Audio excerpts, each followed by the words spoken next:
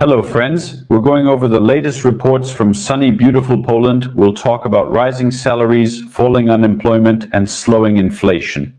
We'll find out the real political and economic meaning behind these numbers and what is actually hidden behind the impressive statistics. We'll discuss everything right now. Please leave a like, subscribe to the channel, and check your notification bell if you know what I mean. Friends, thank you to everyone willing to help. Supporting us takes just seconds. Also, remember, TransferGo is the top money transfer service. The link is in the description. Send money to your family and loved ones. Support them whenever you can. Follow the link and register. Now let's get down to business. Polish bureaucrats report. The average salary in the enterprise sector has increased to 9,401 zlotys and 58 gross. Right? That means before taxes, before deductions. They are showing us a very nice growth of almost 6%, 6 and 2.5 compared to May of last year. But here the question arises, who did they actually count? And the statistics clearly state that they only counted the so-called enterprise sector, meaning companies where 10 or more people work in the fields of industry, trade, and construction. And what does this mean in practice? It means that all small businesses, micro enterprises, and the entire public sector were conveniently left out of the statistics. That is, teachers and all sorts of other ordinary workers who often get the minimum wage, right? Well, although teachers and doctors don't get the minimum, but still. They simply forgot to mention many people so as not to spoil the pretty picture. Where does the growth come from, you might ask? What caused the average salary to jump in June?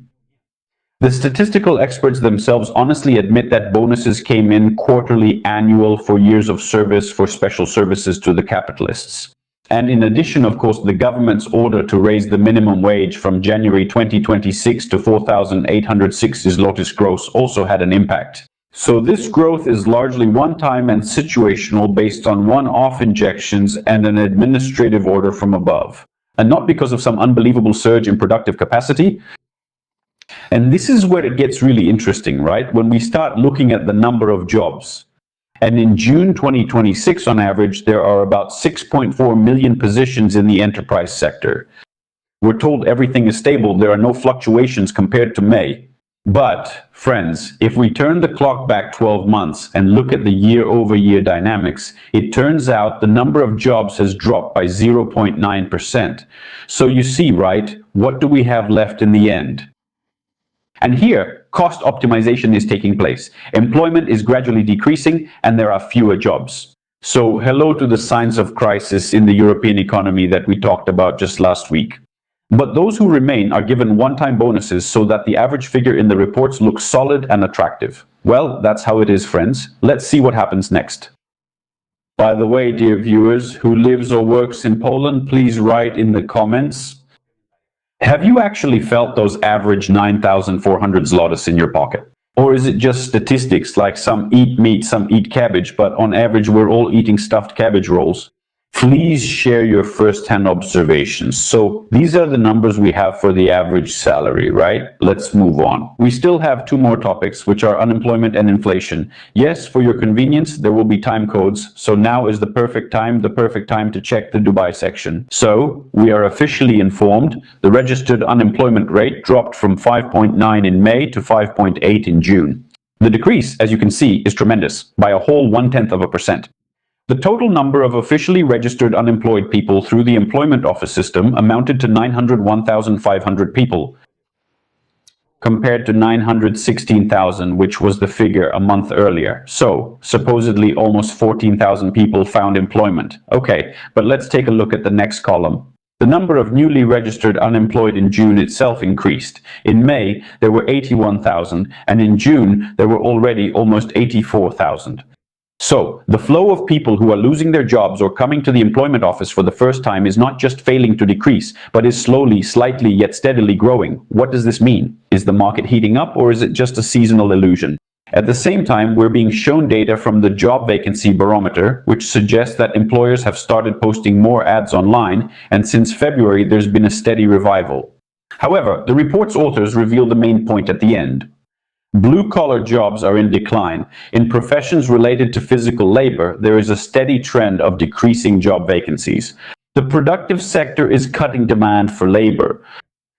As you can understand, there are no guarantees. Experts state directly that even though employers are a bit more active than last year, there is no reason to consider this a permanent or stable recovery. So, what we have here is a classic seasonal fluctuation: summer, construction, agricultural work, and the service sector.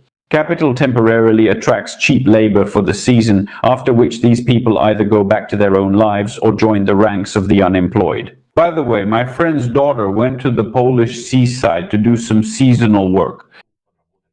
Really? Well, we wish her a good season and good weather. So friends, to sum up, let's get to the conclusion.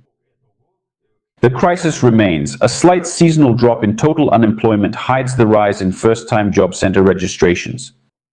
Industry and manual labor continue to shrink, and the temporary surge in job openings is sustained by irregular and unstable demand. So it's clearly not worth being misled by the pretty reports that unemployment has fallen to 5.8, because the laws of economics work a bit differently and are relentless. I'll repeat my question again. If you're in Poland, write in the comments how your job search is going. If you have a stable situation, please share and let us know. I honestly won't apply for a job with you. Have there really been more job openings, seriously? Or is it still impossible to find a good job without connections and luck? Please share your observations. All right, now let's move on to inflation. Inflation dropped in June to 2 from 2.5 year-on-year, landing right in the so-called inflation target set by the National Bank. The press quickly called this a turning point in the fight against inflation. And the main news was that food prices dropped by 0.2 year-on-year for the first time in 10 years. What does this mean in practice, friends? Simply put, they're showing us tricks with numbers, because mostly seasonal goods got cheaper: potatoes, apples, butter. But carrots went up and beef went up by 13%. Frozen fruits and coffee keep steadily going up, so what we're seeing is just regular seasonal fluctuations, not a real systemic decrease in the cost of living. Although I'll tell you, friends, if you compare it to Italy, well, I've been to a lot of places this year, and last year I traveled a lot too. I'll tell you this, in Poland, look, I can joke around a lot and all that, but in Poland, the prices for groceries are really good. Yeah, people are used to complaining about high prices, but I'll tell you, in Italy, Albania, and Romania, the quality of groceries isn't any better. In Italy, you could maybe debate that a bit, but in Albania and Romania, the prices are definitely higher and the quality is worse.